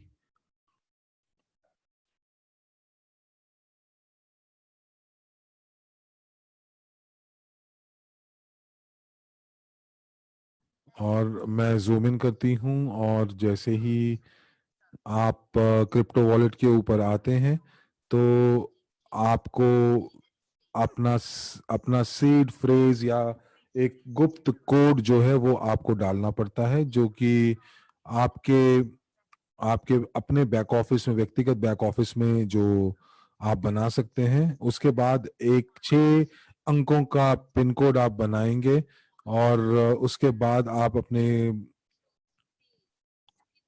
अपना 6 अंकों का आप पिन कोड बनाते हैं और अगर आप उसके बाद लॉग आउट कर देते हैं तो अगले सत्र के लिए आपको एक और पिन कोड बनाना पड़ेगा। तो इस तरह से जो हमारा जो क्रिप्टो वॉलेट है वो दिखाई देता है और ये एक टेस्टिंग का अकाउंट है, टेस्टिंग अकाउंट है। और ये जितने भी आप यहाँ पे जो बैलेंसेस देख रहे हैं, जो राशि देख रहे हैं, ये सब झूठे हैं। ये सिर्फ टेस्टिंग के लिए, परीक्षण के लिए ही ये रखे हुए हैं। और हमारे पास आप देख रहे हैं यूएनटीबी की संख्या और 1 लाख से ज्यादा यूएसडीयू। तो देखिए ये एक्सचेंज के अंदर मैंने कुछ सीआरयूज बेचे थे और मुझे कुछ 100 यूएसडीयू मिले। तो ये एक्सचेंज के ऊपर जब मैंने काम किया तो ये उसका नतीजा है। तो 1 लाख यूएनटीवी से मुझे अ, मुझे इतना वो मिला। और ये सब चीजें जो है वो परीक्षण के लिए ही हैं। और आप अपने किसी भी बटन को दबाएंगे तो आपके जो बैलेंस है वो रिफ्रेश हो जाएंगे। आप सीआरयू स्टेकिंग पे जाएंगे, सीआरयू स्टेकिंग का एक टैब है और उसके बाद मैंने 7 घंटे पहले मैंने कुछ 40,000 मेरे पास सीआरयूज हैं जो मैंने स्टेकिंग, जिसमें से मेरे पास जो कुल है वो 97,661 क्रू हैं। और ये जो आपको यहाँ पे एरो दिख रही है, इससे पता चलता है कि आपके जो शेष राशि का कितना हिस्सा जो है आपको प्रतिशत में स्टेकिंग करनी है। और ये यहाँ से बदला भी जा सकता है और आप यहाँ बता भी सकते हैं इसको मैन्युअली। और उसके बाद आप जब स्टेकिंग करते हैं तो ये आपसे पूछेगा कि आप अपने पिन कोड की पुष्टि करें। आप उसको पुष्टि करेंगे और उसके बाद यहाँ पर एक आपको संदेश आता है। और टेस्ट सर्वर के अंदर मेरे पास 50,000 सीआरयूज जो हैं वो स्टेक हो गए हैं। और जो मेरा जो वॉलेट है उसमें ये दिखाई दे रहा है कि पिछले 7 घंटे में मैंने कुछ भी जो है वो मैंने विड्रॉ नहीं किया है। और मैंने यहाँ पे क्लेम यूएनटीबी को दबाती हूँ तो यहाँ पर मैं पिन डालती हूँ तो ये कहीं पे जो किसी एक वैलिडेशन नोड में ये है। और 7 घंटे में जो 14,000 यूएनटीबी जो है उनका खनन हुआ है। और ये जितना भी मैंने स्टेकिंग किया है उसके हिसाब से। और उसके बाद मैंने कुछ देर पहले, मैंने जैसे अब बता रहा है कि कुछ सेकंड पहले मैंने इसको रिफ्रेश किया है। और थोड़ी देर के बाद हर सेकंड के अंदर, जैसा कि आपको पता है कि खनन हो रहे हैं यूएनटीबीज, तो जैसे जैसे एक एक ब्लॉक हर एक सेकंड के बाद जो चलता जा रहा है तो कुछ लेन देन या कुछ नेटवर्क के सत्यापन करने के लिए, लेन देन का सत्यापन करने के लिए 3 या 4 सेकंड लगते हैं। उसके बाद आप डैशबोर्ड पे जाते हैं और यहाँ पर आप देखेंगे कि 4,83,233 यूएनटीबीज हैं। उससे पहले जो थे वो 4,66,000 था और ये यूएनटीबी जो है ये करेंसी वॉलेट में चल रही है। और यहाँ पर आप देख रहे हैं कि यहाँ पर मैं कुछ भी हस्तांतरण टोकन जो है वो मैं किसी को भी भेज सकती हूँ या किसी एक्सचेंज में मैं भेज सकती हूँ। तो यहाँ पर मैंने लिखा है कि 1000 यूएनटीबी मैं भेजना चाहती हूँ, और यहाँ पर ये मुझसे पूछ रहा है कि किस क्रिप्टो वॉलेट में आपको ये 1000 यूएनटीबी भेजने हैं। और अगर ये एक्सचेंज में जाता है तो एक मेमो बनता है, और अगर आप किसी व्यक्ति विशेष को भेजते हैं तो आप यहाँ पे लिख देते हैं, खुद लिखते हैं कि आप कुछ एक कमेंट लिख सकते हैं। तो ये आपको दिखता है कि क्या इतिहास रहा है, कि आपको कि कितने यूएनटीबी आपको मिले आपने, और जो आप मेमो में जो डालते हैं वो आपको बताता है कि आपने उसका क्या किया। कुछ एक्सचेंज से मेमो भरे जाते हैं, कुछ आपको भरना पड़ता है। तो यहाँ पे अगर आप देखें तो यहाँ पे जो क्रू है वो WCRU में परिवर्तित है, और ये बहुत आसान है। यहाँ पर आप बताएंगे कि आपने कितने CRUs जो हैं उनको आप WCRU में बदलना चाहते हैं। अब मैं यहाँ पे आपको ये दिखाना चाहती हूँ कि ये जो गोले हैं ये रैम, CPU और नेटवर्क हैं। तो ये हमारे जो भी संसाधन हैं उनका इस्तेमाल कर रहे हैं। और बहुत सारे लोग मुझसे पूछते हैं कि यूएनटीबी का फायदा क्या है, क्योंकि यहाँ पर तो नेटवर्क का तो कोई लागत ही नहीं है, और यहाँ पर हमारे जो हस्तांतरण जो हैं वो मुफ्त होते हैं, लेकिन जो भी लेन देन होता है वो कहीं ना कहीं किसी मेमोरी में या किसी स्पेस में वो स्पेस लेता है। और जैसे ही ये एंट्रीज हैं, और इन एंट्रीज जो ब्लॉकचेन के ऊपर होती हैं, जो लेन देन का जो है वो आपके जिस तरह से आपके स्मार्टफोन में आपकी मेमोरी का इस्तेमाल करती है, वैसे ही वो जो ट्रांजैक्शंस हैं, जो ये लेन देन है, वो भी ब्लॉकचेन के कुछ मेमोरी को इस्तेमाल करती हैं। तो अगर आप यहाँ देखें तो ये जो गोला है ये 100% के आसपास है, और जब ये पूरे 100% हो जाएगा तो हमें कुछ यूएनटीबी खरीदने पड़ेंगे, ताकि हम लोग अपने जो जो मेमोरी है वो हम बढ़ा सकें। तो अगर गूगल ड्राइव पे, जैसे आपको पता है कि आपके पास जो गूगल है, अगर आप उससे 15 GB जैसे आपको मुफ्त मिलता है, और अगर आपके 15 GB का आप इस्तेमाल कर लेते हैं तो वो आपसे बोलता है कि आपको अधिक अधिक मेमोरी के लिए आपको भुगतान करना पड़ेगा।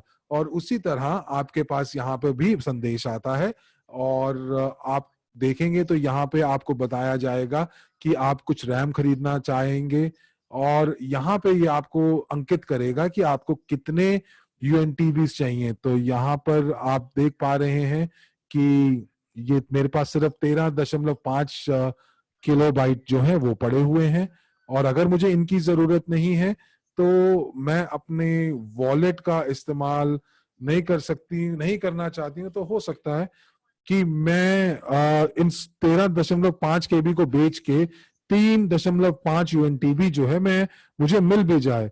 और जैसे जैसे आपकी यूएनटीबी की मूल्य बढ़ता जाएगा, तब तक जैसे जैसे यूएनटीबी की मांग बढ़ती जाएगी तो आपूर्ति कम होती जाएगी। और हम लोगों ने जैसे शुरू किया था 100 टेस्टर के साथ, और सिर्फ 4 लोगों ने स्टेकिंग की थी, लेकिन जब हम लोग 10 लाख लोगों के साथ करेंगे तो आप ये देखेंगे कि जो यूएनटीबी का जो मूल्य है आपूर्ति की कमी की वजह से ये बढ़ता जाएगा। और आपको जब भी एडिशनल जो अतिरिक्त रैम और अतिरिक्त सीपीयू खरीदना होगा तो आपको यूएनटीबी खरीदना पड़ेगा, और वो आपको किसी और ट्रेडर से खरीदना पड़ेगा। तो अब मैंने आपको बताया कि यहाँ पर आप देखें कि यहाँ पर आप वोटिंग का भी आपको एक विकल्प मिलता है, और ये वोटिंग का विकल्प जो है वो वैलिडेटर्स के लिए है। हमारे पास 4 नोड्स हैं, और जैसे जैसे हम लोग अपनी हम लोग हस्तांतरण करेंगे बैक ऑफिस से अपने ब्लॉकचेन की तरफ, तो हमारे जो नोड्स हैं वो 4 से बढ़कर 21 हो जाएंगे। और आप उसके बाद आपके पास विकल्प होगा कि आप इन नोड में से किसी एक के ऊपर वोट कर सकें। और कुछ और नतीजे आपको मिलेंगे कि हम लोग यूएसडीयू टोकन्स या डिविडेंड इन नोड्स में दें कि नहीं दें। हम लोग पीयर टू पीयर अकाउंट्स जो आपके सामने है वो आपके पास है। ये आपके अकाउंट का पीयर टू पीयर एड्रेस है। आप इसको कॉपी करें और ये कुछ आप लिखना चाहें कि आप ये किसको भेज रहे हैं तो ये आपको याद रहेगा, ताकि आप जब कुछ समय के बाद आप देखें तो आपको पता चलेगा कि आपका इतिहास क्या है लेन देन का। तो उसके बाद इसके ऊपर कुछ फिल्टर्स भी लग सकते हैं। तो आप यहाँ देख रहे हैं कि मैंने कुछ CRU टोकन स्टेक किए हैं, कुछ भेजे हैं, और यहाँ पे मेरे को कुछ मिले हैं, यहाँ पे कुछ मेरे को मैंने आगे भेजे हैं टोकन्स। तो मैं एक फिल्टर लगा के देख सकती हूँ कि मुझे देखना है स्टेकिंग कितने भेजे हैं। तो अगर आप आपके लिए ये बहुत सरल होगा और बहुत सारे बटन नहीं है, बहुत ज्यादा विकल्प नहीं है, और यहाँ पे आपको चिन्ह भी बहुत अच्छे से अंकित किए गए हैं। जैसे कि आपकी एक जो तीर है वो नीचे की तरफ है तो इसका मतलब आपके अकाउंट से निकल रहा है, और ये काफी अच्छा है, ये यूजर फ्रेंडली है। तो मुझे लगता है कि ये काफी यूजर फ्रेंडली रहा है और बहुत सरल है। ये इस तरह से है कि जैसे आपको पता है कि आपको कौन सा बटन आपको दबाना है। ये सब आपको स्वतः ही पता चल जाएगा जब आप एक्सचेंज के ऊपर काम करेंगे। तो जब मैं ब्लॉकचेन के ऊपर सारे लेन देन जो है वो मैं हस्तांतरित करूंगी तो आपको पता चल जाएगा कि कितने CRUs लॉक्ड हैं। और उसके लिए आप WCRU ले सकते हैं। आप बिल्कुल चिंता ना करें, और बिल्कुल एकदम ऐसे बनाएंगे जैसे इतना सरल होगा कि हमारे दादा और परदादा भी इसको चला पाएंगे। तो अब हमारे पास बहुत ज्यादा समय तो नहीं बचा है, और मुझे लगता है कि सिर्फ 5 या 10 मिनट ही बचे हैं, और मैं अपने पार्टनर्स को ये बताना चाहती हूँ कि हमने बहुत अच्छे से दस्तावेजों को तैयार किया है, जिसके अंदर 47 प्रश्न हैं और 47 उत्तर हैं।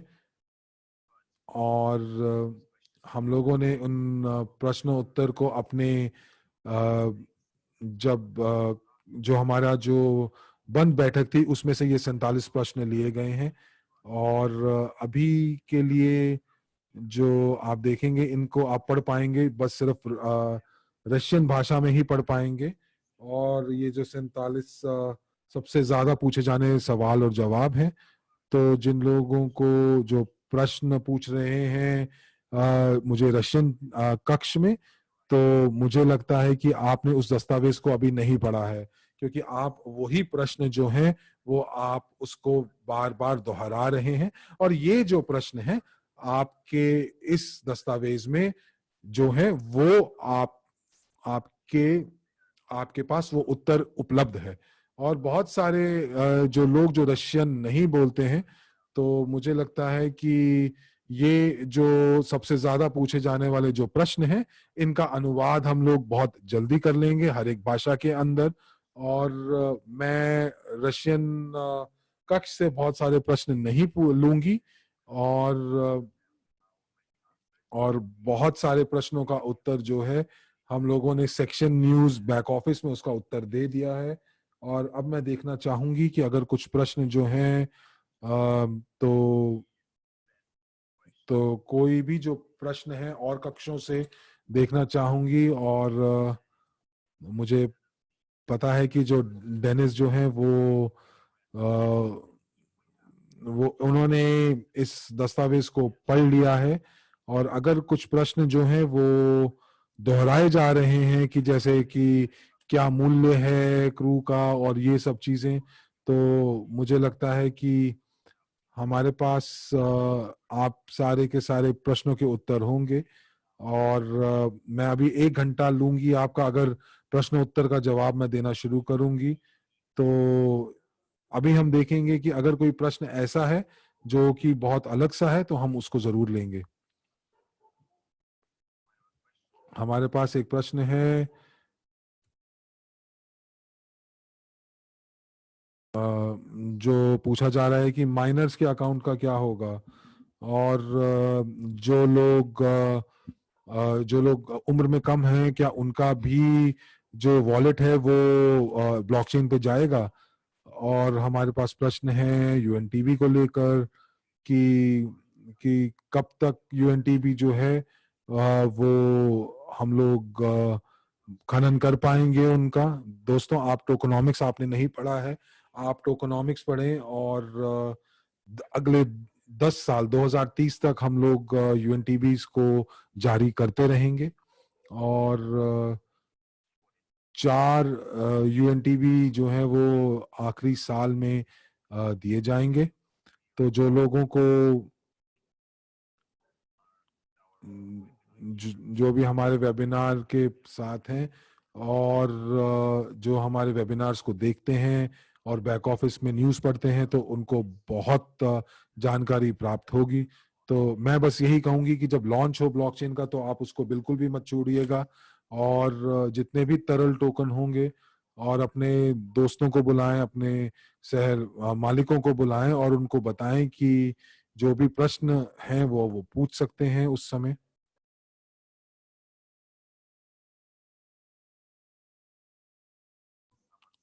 किसी ने बोला कि यूएनटीबी जो है वो जलाए जाएंगे और सिर्फ 8 बिलियन ही रहेंगे।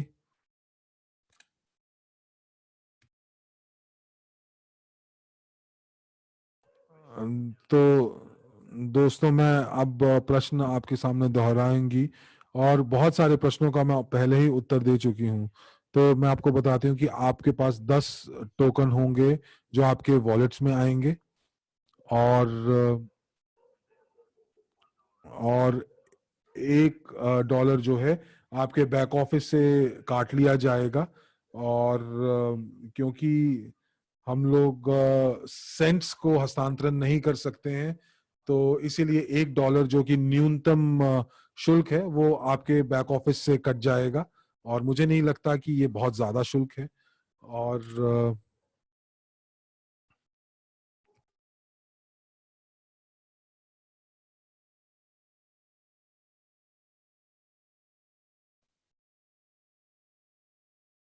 किसी कारण से मरिया हमें रूसी कक्ष से सुन नहीं पा रही हैं।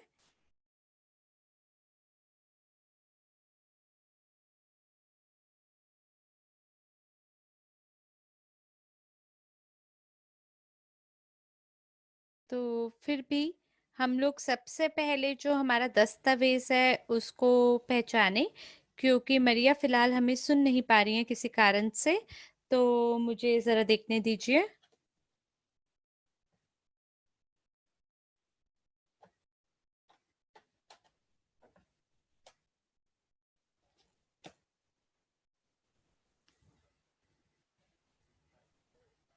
मैं क्षमा चाहता हूँ, मैंने आपके कुछ सवाल उनसे पूछने की कोशिश की, लेकिन वो मुझे सुन नहीं पा रहे, ना मुझे, ना ओलिया को, ना अलीसिया को इटालियन कक्ष से। तो कोई बात नहीं, जो मरिया ने डॉक्यूमेंट के बारे में बताया है उसके बारे में ही जानते हैं हम, और मुझे आशा है कि उसी दस्तावेज के हिसाब से आपको कुछ उत्तर मिलेंगे। और फिर हमारे पास एक एनेस्थीसिया और मिला के साथ एक वेबिनार भी है शनिवार को, और आपका अगर कोई भी समय होगा, वो लोग मुझे आशा है कि जरूर आपके सभी सवालों के जवाब देंगे। तो इसीलिए आप लोग तब अपने सवाल पूछ सकते हैं। तो इसी के साथ बहुत सारी शुभकामनाएं देते हुए आपको शुभ रात्रि। आपका समय शुभ हो।